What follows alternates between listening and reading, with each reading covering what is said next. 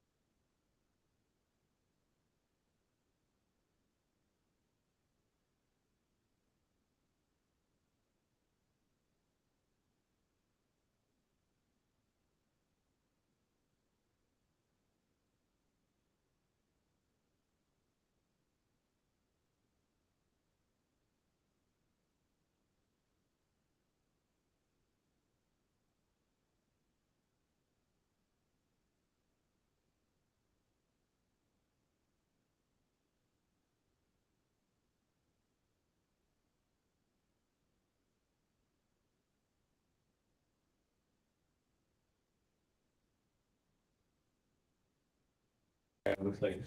I mean, he did have AI. No, he had AI. Yeah. Wanna be.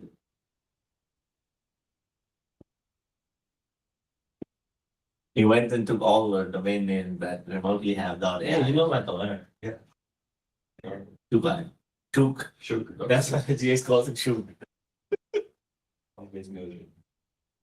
No, this is not on the new. Like, come on, you can't just say probably muted on everything.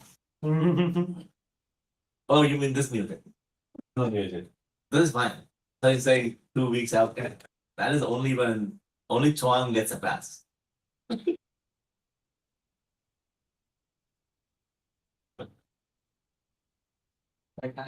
Hi. Wow. See the third time. Oh, the third time. Yeah. Time call. 20 minutes at least. 20 minutes. Minimum 20 minutes. Yeah.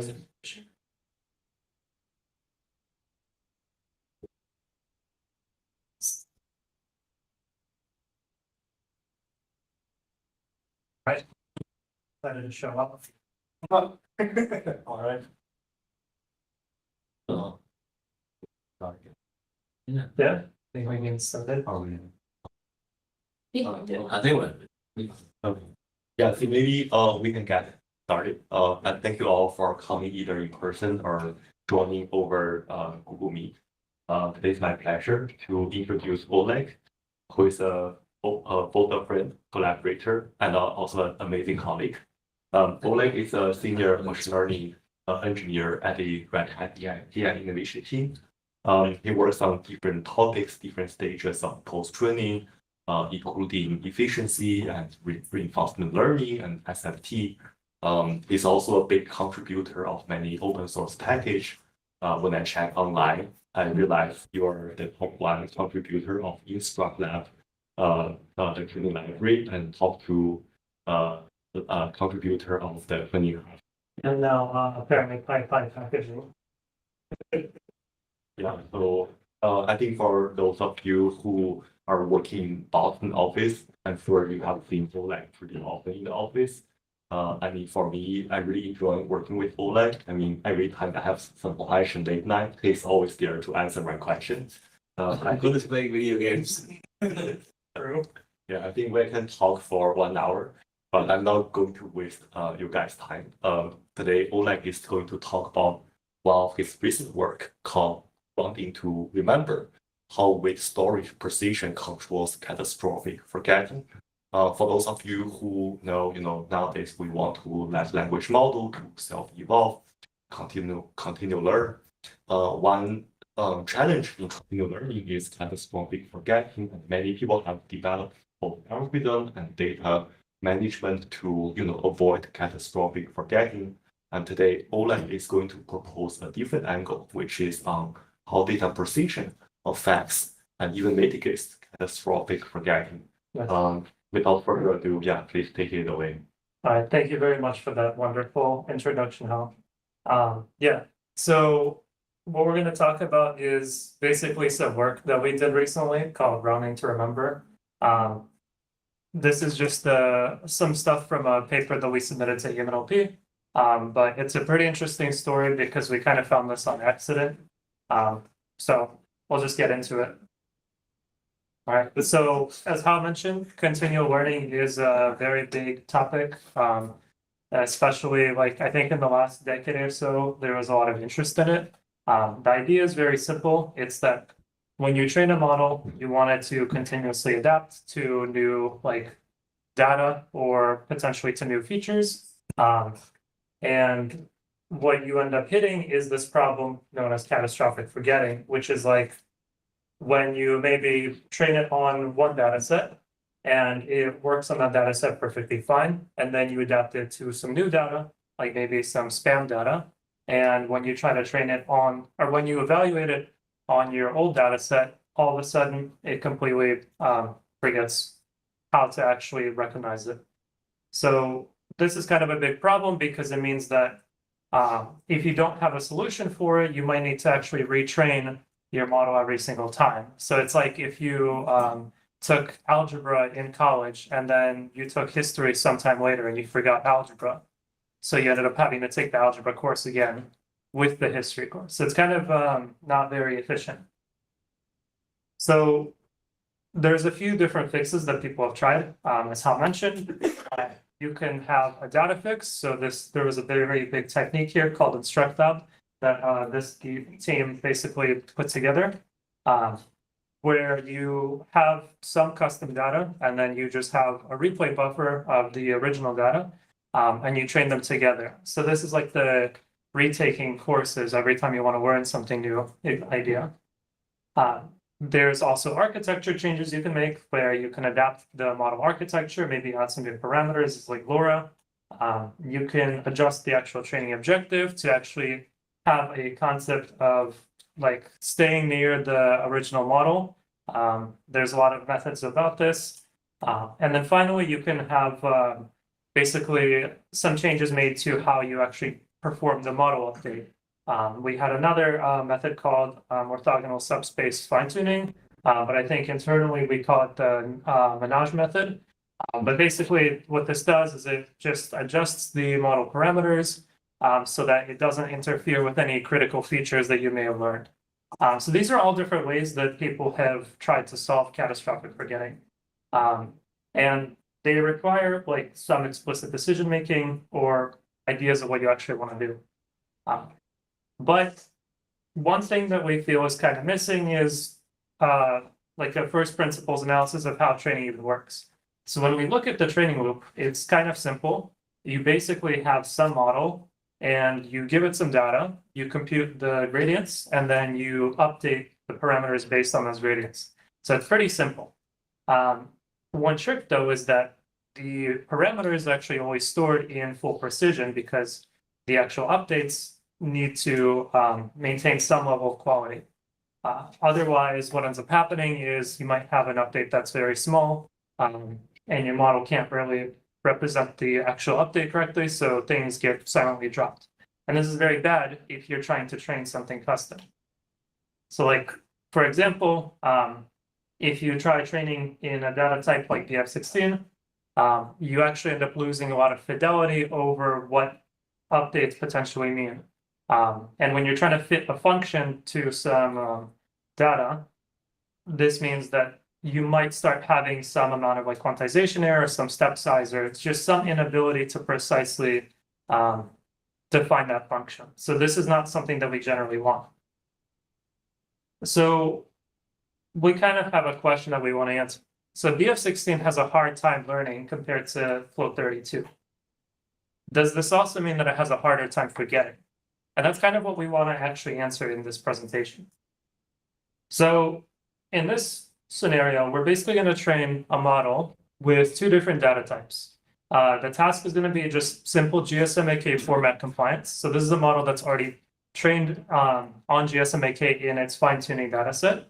And we're just going to teach it to format the answer in a certain way and to produce the correct output.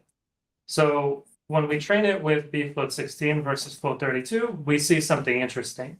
In the case of float32, it's kind of expected. It finds a lot of small changes that it can make, and it ends up writing a lot of the model. When we train it with bfloat16, we actually see like a very sparse update that gets made. So less than like 1% of the actual model parameters are changed overall. So based on this, I want to ask you guys a question. So out of these two, which ones do you think just learn better? If you had to guess. It's not a trick question. FP32. Yeah. So FP32 unsurprisingly learns better. But as we see, the actual difference compared to the baseline, which it starts at roughly 5%, it ends up hitting like 62%. Compared to bfloat16, which is closer to like 59%. So there's roughly a 3 to 4 point of difference. But the actual difference in final accuracy is not that like significant. So they're actually kind of close, which is surprising because bfloat16 only changes less than 1% of the model. So what does this mean about forgetting? So there's another work called Arl's Razor, and what they basically find is that there's a very strong correlation between the forward KL divergence and forgetting. So when we look at this metric on these two models, we see something kind of interesting. We see that when you look at a given accuracy level, so on the x-axis, you can see that represented. We see that the float32 model actually has a much higher KL divergence compared to the bfloat16 model. Which means that the distributional shift is higher in the float32 model compared to the bfloat16 model. So kind of what do we know so far? Because we haven't really said much. We know that bfloat16 changes below 1% of the parameters. Float32 changes around 80. Regardless, bfloat16 is only 4 points below float32. Yet, float32 has a much higher KL divergence compared to bfloat16. So at this point, we kind of want to know, like, what is the difference between these two solutions? Like, are they actually, is bfloat16 approximating float32? or are they fundamentally solving the problem in two different ways? So that's kind of what we want to answer. So one thing that we can try is if we take the float32 checkpoint and we simply downcast it into bfloat16. If it is the case that the bfloat16 is just a subset of float32, we should see that most of the noise gets erased away and we're left with something very similar. What we actually end up seeing is that instead of dropping to 59%, the accuracy drops to like 61.6%. So not too crazy different. And it shows that at the very least, bfloat16 can store something close to float32's precision, even if not quite the same. But the difference is like this is changing 12% of the parameters. bfloat16 trained directly changed less than 1%. So another question is like, is bfloat16 contained within float32? So if we look at the regions of the model where bfloat16 actually changed it, in though like less than 1%, and we look at what the float32 model did for the exact same parameters, we should expect to see that if they are a subset, that this less than 1% is contributing to 59% of the new task accuracy. But this is actually not what we see. When we do this, we only see that this recovers like 17.7%. Again, the baseline was like 5%, so it is an improvement, but float32 did other stuff in addition to these. So it's not quite the same. Then another thing what we can do is we can test this idea. So if bfloat16 is really just a crude approximation of float32, this would mean that they followed the same trajectory during training. And it would mean that probably if we force the bfloat16 model to take the exact same update step as the float32 model and basically walk it along float32's training trajectory, we should get the same result as what we do when we train bfloat16 natively. But the alternative hypothesis is that float32 is actually converging to a different spot than bfloat16. They follow different optimization paths. So when we test this idea, what we actually see is that the bfloat16 model actually only scores like 12%. So this is even less than the 17% we saw earlier. So it's landing outside of the optimal policy region. It basically can't understand how float32 got to that solution. It can't represent those updates in the same way. So I think what this seems to point to is that these are two genuinely different solutions, because when we downcast it, we see that we still have like roughly 61%. When we mask out the changes that bfloat16 did not make, we only get 18%.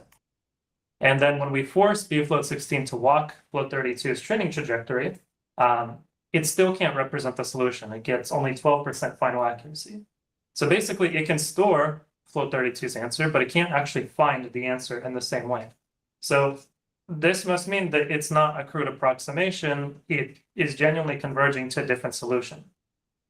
So at this point, we want to ask, but why? Can I ask a question? Yes. So, can you just clarify like how does downcasting BF32 to downcasting to BF16, how does it compare with training natively using BF16, which gives higher accuracy? So when we downcast from float32 into BF16, what we do is we take whatever value we have, and it just gets quantized into value that bfloat16 can represent. So it gets rounded down. When we train, we force the model parameters to actually try to merge in the update step that float32 is getting, like the gradient signal after the optimizer has processed it.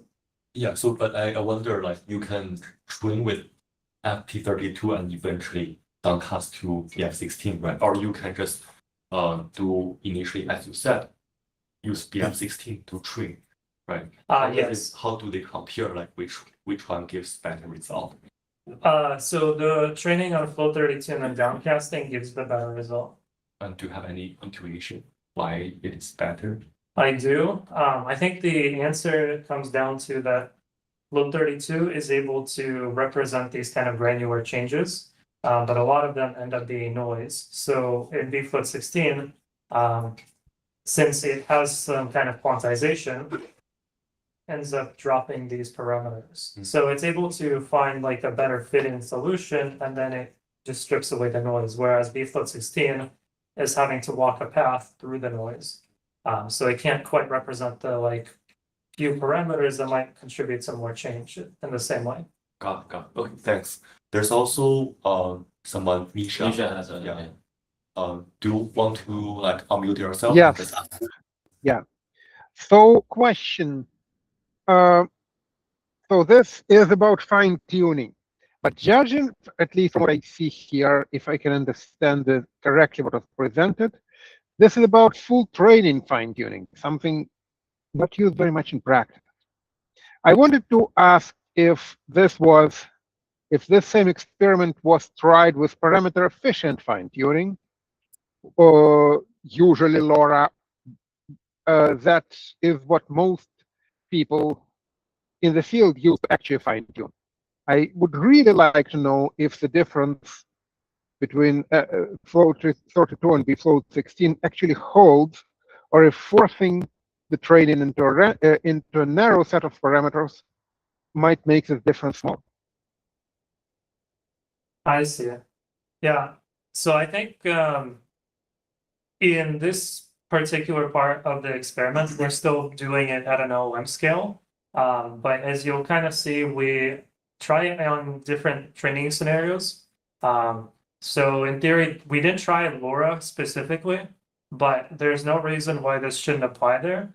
But we did try it on like very small MLPs, like hundreds of thousands of parameters. And we still see that the same relationship holds, but we'll kind of get into that later on. But yeah, we didn't try it with parameter efficient methods, but it should still work in the same way, because it comes down to just how the parameters are stored. Just to go back to Hal's question, right? So I mean, one of the reasons why FP32 and downcasting is usually better is because I mean, it comes down to finally the optimizer, right? And the at least as far as my understanding goes, whatever intuition you say, is that the minima that you get to with FP32 is very different than the minima you would get to if you train in lower precision. Exactly. Right. So reaching the point and then downcasting, it still leaves you in the same valley. Versus downcasting and then traversing the loss surface, you will not even get to the right answer. Exactly. Yeah, I think makes sense. I mean, I think that's also why people do post-training first and do model quantization and model compression at the later stage. Yeah. Yeah, that's a very good explanation. All right. I think, are there any other questions? Misha, I don't know if I answered your question or not. Yes, they did. Okay, cool. All right. So the next question we want to get into is like, why is this happening? Or as our friend would say, but why? So the answer comes down to floating point arithmetic. Essentially, if you want to represent decimals on computers, it's actually a very hard problem. And especially, I think if anybody here is in inference engineering, this is something that I think is a very big problem, especially for like KV cache quantization. But in general, if you want to like represent addition between two different floating point numbers, and one of them is like pi and the other is like 0.001, this could potentially present a very large problem depending on what type you're actually using. So I think a quick quiz for the audience. So I think a lot of people here, when they see this expression 255 plus 1, can anybody just answer what you think this is? Yeah, so you would say 256, you'd be right. In float 32, this is going to be 256. In bfloat 16, it's going to be 256. So another question, what happens if you do 256 plus 1? 257. Yeah, 257 is correct. Float 32 would agree with you as well. B float 16 would disagree with you. Mm. So the 256 plus 1 in B float 16 is going to be 256 still. Another question. What is 256 plus 1.1? 257.1. Yeah, so that's correct. The human answer is correct. Float 32 agrees. B float 16 thinks it's 258. All right.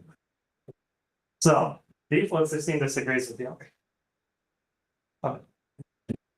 So pretty much what's happening here is something called a rounding in floating point arithmetic. So at the magnitude of 256, there is a gap that's being used to represent addition between like numbers, and that gap is 2.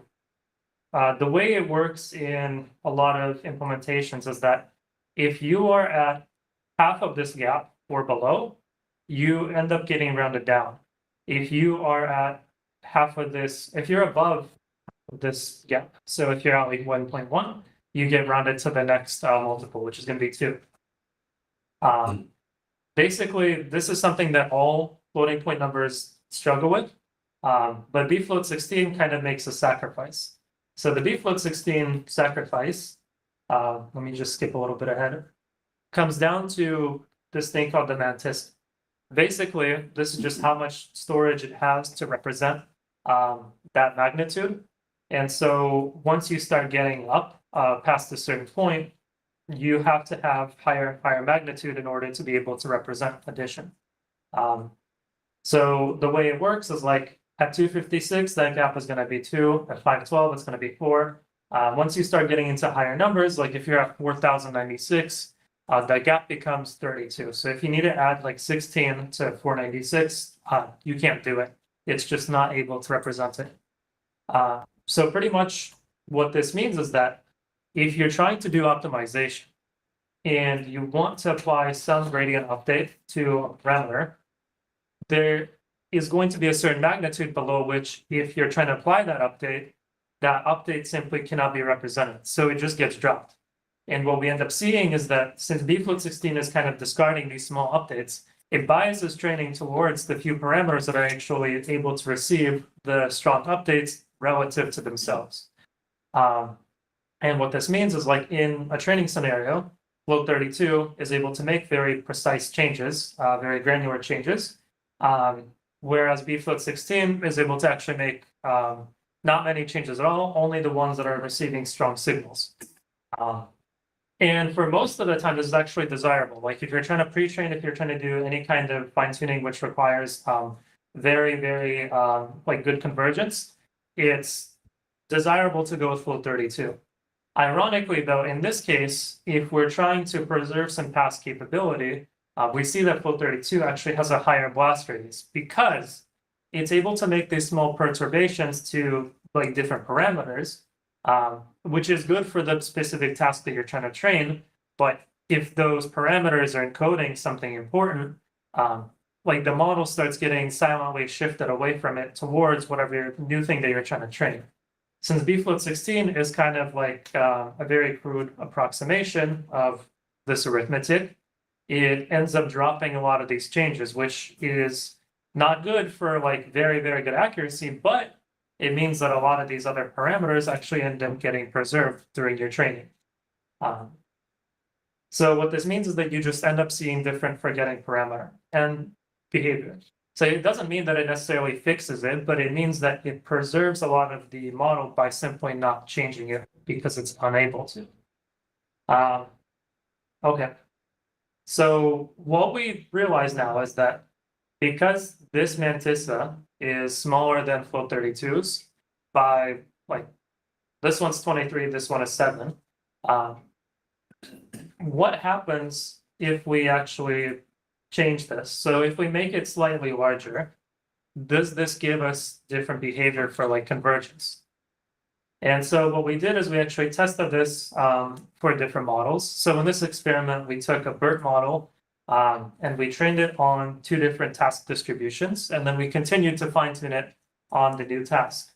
And what we did is we basically compared training in float 32 and sweeping different learning rates to sweeping different lengths of mantissa. So we tried like bfloat 16, and then we tried mantissa lengths that are smaller than bfloat 16.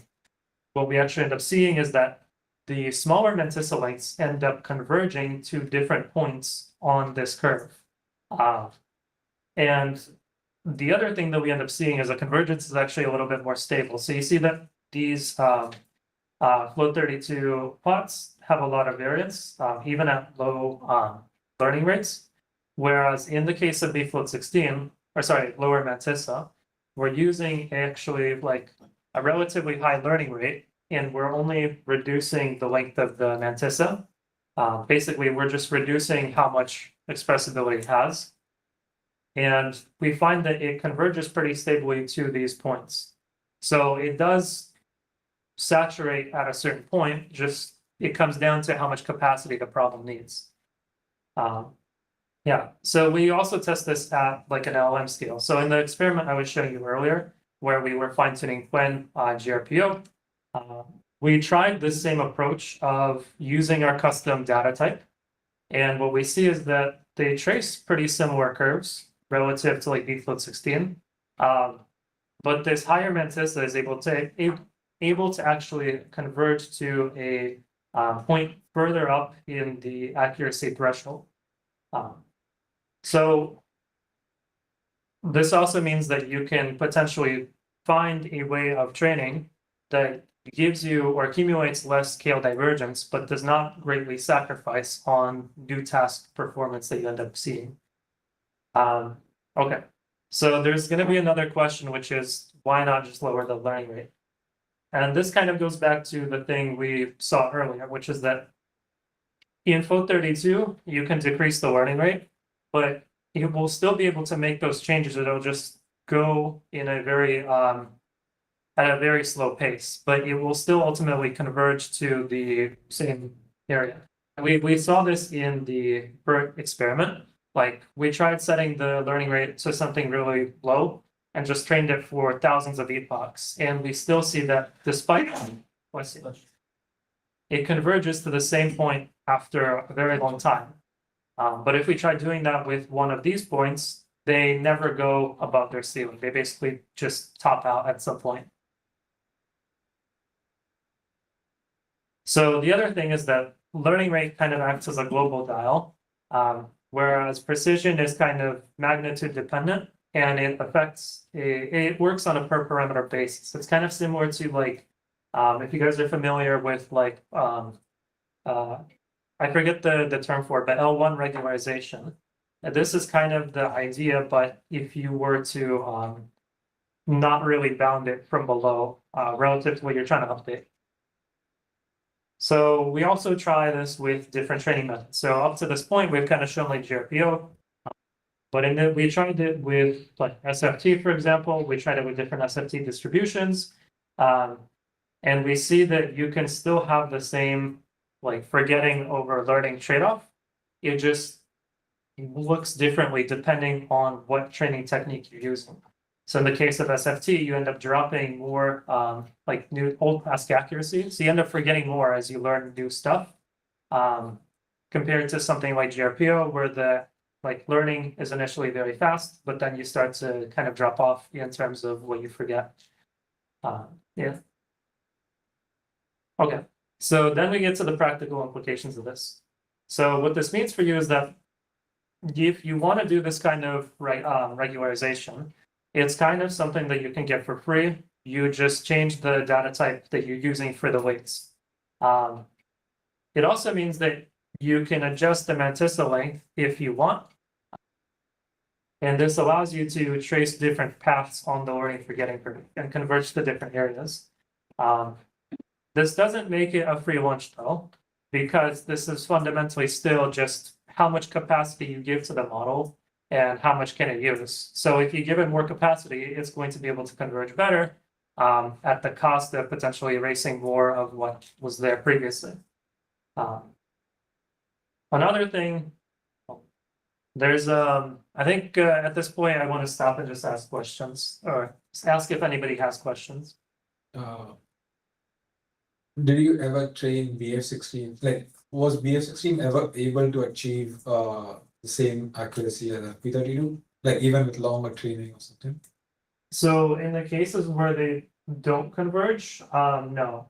Pretty much what we see is like, we tried this with GRPO. Float 32 converges, I think, within 500 steps, if not sooner than that. Whereas Float 16, I think we trained it for like thousands of steps. I think tens of thousands of steps. I think we just left it running for days. It could not basically move past 59%. It acted as a hard ceiling. So it's just a matter of it doesn't have the representational power to make the changes needed to cross that gap. And we kind of see this also in the BERT experiments, where in this problem, it's kind of simple for Float 16 to converge to the same point as Float 32. Whereas in the GSMAK formatting case, it needs a little bit more accuracy to get to that ceiling. But that is a very good question. I have a question. Can you go back to this slide? Yeah. Mhm. I can't see what the D type is from here. Oh, this is all I see. So basically what this is yeah, this is a formatting issue on my end. So basically, but what this plot is showing you is we start from like 1-bit data or link. So basically it's either 0 or 1. And we go all the way up to float 32 at these diamonds. But past like just below the diamonds at the very end is it's going to be 10-bit. So it makes a jump from 10-bit to 23-bit. Okay. Yeah. But below that, it's all just 1-bit increments. So this one is like 7-bit, which means float 16. This is going to be 8-bit, and then everything else is slower. Yeah.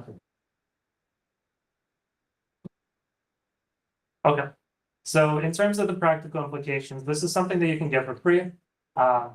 One thing that you can use this for is like, if you're trying to do regularization, especially in reinforcement learning, one thing you might need to do is this thing called a KO penalty, where you have some reference policy, and as you make updates to your model in the direction you want to ground it in what the model used to look like. So you basically force it to move backwards. The issue is that this requires you to store another instance of the model, and also spend more compute to make another forward pass. This is kind of like a crude way of regularizing in a way that I would say comes at a little bit more of a cost in terms of accuracy, but the trade-off is you don't have to store another model. So it's just kind of like a cheap trick that you can do. I don't really recommend it for most cases if you can afford it, but yeah, it's a very cheap way of regularizing it. Misha, I think you have a question. Yes, and the question is again about the practical side in the field. With KL regularization, if you tried to look for code, all I found was something half-baked from an alignment experiment. And on this, what you call free regularization, again, see that as the modules are mostly just available in BF16 from Hugging Face, even wanting to go to a lower precision to regularize more, is there any code available to actually do that? So I think you were cutting out a bit, but I think your question is there code available that can do this regularization? Is that correct? Yes, pretty much. So what's available today is not going to be like this level of granularity. This was just something that I implemented. But what is available today is the switch between float 16 and FP32. All you have to do is just when you set up the mixed precision training, you have to set the weights to be stored in float 16. The one important thing is I still recommend to keep the optimizer state in float 32. But what we see is that when you keep the weights in float 16, it kind of doesn't matter. But yeah, that it's a little bit more binary, I want to say, I but it does exist. think is most models are only available in bfloat 16 to start with. So you already trained that. No, oh, I think I understand. Are you saying the bfloat 16 is already like the default one Yep. for training? Okay, so yeah, I see why you say that. So if you go back to, so let me go back to one of the very first slides. Sorry, I'm using a new software. I'm just gonna have to edit the URL. Give me 1 second. So in this slide, where we talk about the training loop, so there's something specific that means. So when a lot of people say bfloat 16 training, what they're talking about is a form of mixed precision training where when you do the forward pass and backward pass, this gets done in bfloat 16 because there's a lot of kernels that rely on like bfloat 16 forward pass. And it provides you with more computational bandwidth and memory bandwidth. And then what they do is by the time that so then you compute the gradients. And this also uses the bfloat 16 values. But then when you have to actually go and make updates to the weights, all of the gradients and parameters are essentially reduced using a float 32 buffer. So they accumulate in a float 32 space, and this gives them more fidelity. And then the optimizer holds the states in float 32. So it's using the high precision data type, which allows it to track these like differences in training over time. And then the actual weights themselves, the master weights, are kept in float 32, and they're updated using the float 32 optimizer states. Then when they need to do the second forward pass, they get downcast into bfloat 16 so that they can use this bfloat 16 like computational speed. And does that answer your question? That just doesn't work with what I've experienced. All the code I've seen, whether with unsloth or just plain transformers, stores the master weights themselves in bfloat 16, as that's obviously a great saving in VRAM. Well, except QLR, if we don't touch that, which stores them in an even lower precision. But the master weights of the model itself, where I've seen, are downloaded from Hugging Face in bfloat 16 and are held in VRAM in bfloat 16. So float 32 only exists in optimized states. So I'm just not sure what's happening here. Yeah, I can explain. So when we train, we upcast the weights from bfloat 16 into float 32. So we can precisely make these tiny granular updates and move the model to the correct optimized basin for whatever problem. Misha, whatever state the model is saved in has nothing to do with the point that Oleg is trying to make.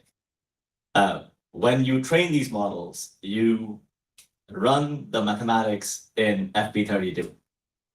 Right? When you save them, you downcast them to FP16. That's what you see, but that doesn't have anything to do with how they are trained, right? So once it's downcasted and saved, that information is gone. Only when you're running the math of training that I think earlier Oleg was explaining, that you run that math in this full precision. So you can't infer from looking at what state the model is saved in, int 8 or whatever quantization, right? And infer how it was trained. I wasn't just on about how it was saved. I was on how it's stored during training. Just because I see the VRAM usage, it's stored in bfloat 16. But this.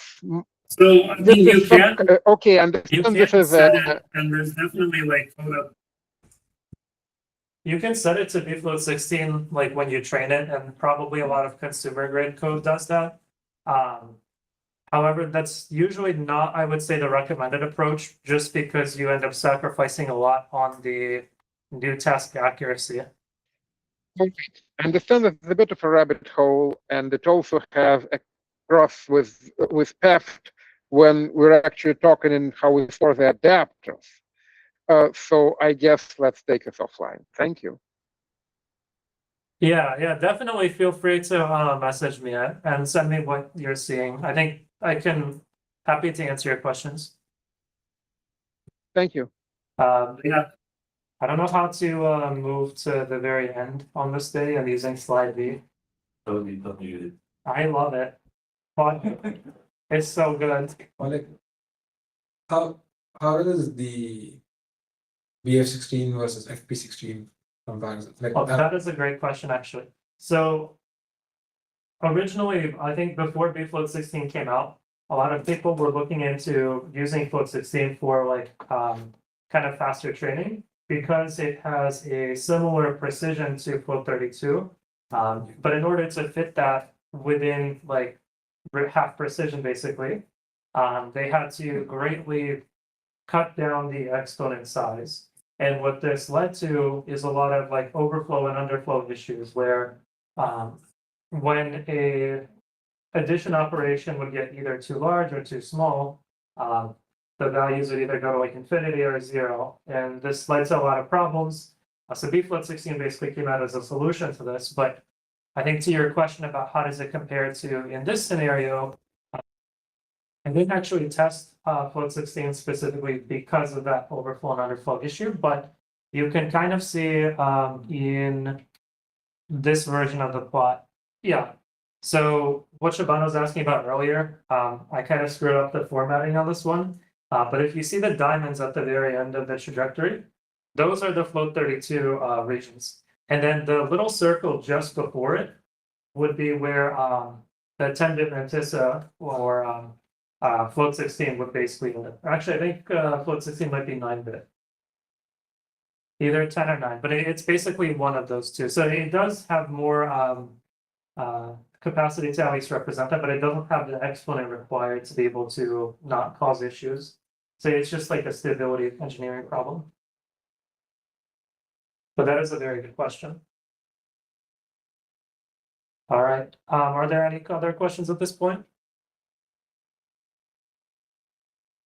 Okay, cool. So the one last thing I just want to bring up very quickly. So we found during this work, and we didn't include it in the paper, but I felt it's kind of worth interesting. If you remember at the very beginning, I mentioned that bfloat 16 only changed 1% of the parameters, but it got 59% of the accuracy. And one of the questions that we were asking is basically like, did bfloat 16 just happen to find the right parameters that lead to this 59% accuracy? And what we did to test this out is we tried to basically find which parameters bfloat 16 wanted to change. So this mask, and we did a second training run with bfloat 16 where we prevented it from actually changing those parameters and changing instead a different like random 1%. And what we actually end up seeing is that it reaches the same 59% accuracy. It just takes a longer time to get there compared to the other one. So there's basically nothing special about this 1%. It's just that I think Kai has a lot of context about this, but there's a paper called Lottery Ticket where they hypothesize that there are certain subnetworks that have just kind of won the initialization lottery and therefore can be fine-tuned faster to the new solution because of their state.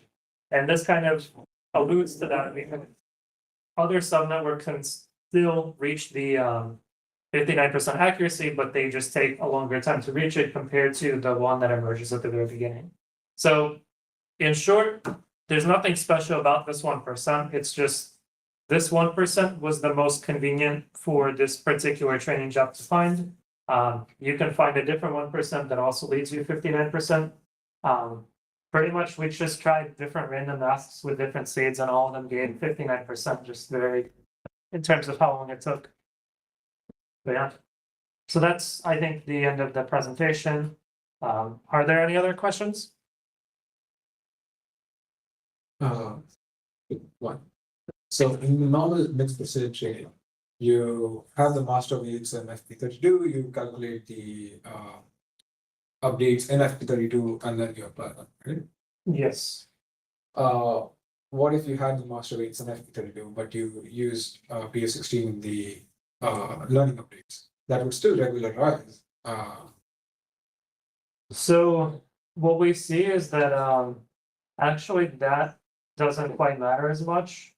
I mean, it matters to the extent that your optimizer becomes less accurate, but why this was something that I tested as well. As long as the master weights are in float 32, it's still able to actually train better than if they're in B float 16. And we still see kind of the same thing play out. And well, that happens is that the accuracy is just, I want to say more coarse because it's quantizing in the optimizer. Yeah, so one thing Oleg did mention is the filtering is actually, it's not absolute filtering, it's depending on the magnitude of the thing itself, right? So adding the updating BF16 onto a FP32 is different from because the FP31. yeah, because it is get filtered one after addition. Yeah, exactly. But yeah, pretty much, so that's, I want to say the conclusion of what we found is just that bfloat 16 and lower precision can control the learning forgetting trade-off. It's not a silver bullet. It's not like a free lunch that you just get. It's just I want to say another dimension to the question of how much do you forget as you learn more. I have a question. Yeah. Oh, the optimizers. Mhm. So I know you play around with Neon a lot. So in this experiment, was this RMW itself or RMW or Neon? So we tried U1 as well, and we saw the same exact like behavior. So the like optimizer doesn't matter. But it's funny because the reason why we even found this is because we were testing with U1 originally. Yeah, Neon gives denser updates from the last time we had. That's what I figured. So does it still give dense updates in BF6 for BF16 or? Yes, so I didn't include it in the slide deck, but what we see is the, so default or V1 always gives, I want to say, a dense update, like a uniform update. In bfloat 16, what we see is that because V1 does this like uniform step where it orthogonalizes everything, bfloat 16 ends up not being able to like represent the update step very well. And what this means is that, what ends up happening is that the updates that are computed by Muon are just so small relative to the parameters that are being updated that a lot of the updates end up being dropped. So it becomes very ineffective for training compared to like AtomW. But yeah, I think that's pretty much it at this point. Yeah, are there any other questions online?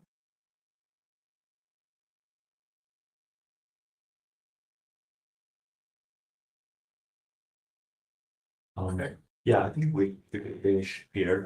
Thank you, Oleg, for the press.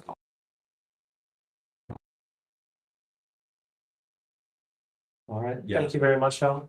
Thanks. I think we can. Yeah. Yeah, thank you so much for joining. So I'll see you.